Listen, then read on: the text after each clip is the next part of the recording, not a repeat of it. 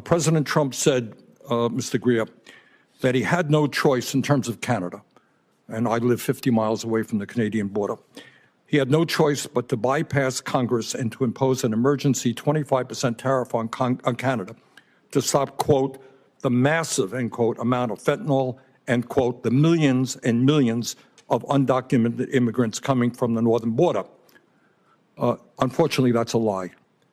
The truth is that the U.S. Customs and Border Protection reported just 43 pounds of fentanyl was seized at the Canadian border last year, representing just 0.2% of the total. Further, he said he talked about millions and millions of undocumented immigrants coming from Canada. In fact, last year there were 24,000 people, not millions and millions. First question, really, we can argue about tariffs, but why does the president have to lie all of the time in order to make his point? So, Senator, I would just refute that when the president is talking about the nature of the emergency we have. I mean, could you talk a little bit closer into the mic, please? Certainly.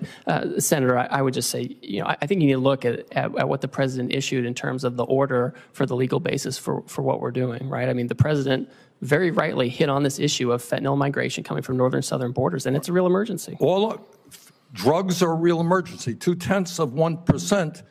You can then argue illegal drugs come from every country in the world. If you declare that as an emergency, you're giving the president of the United States unbelievable power.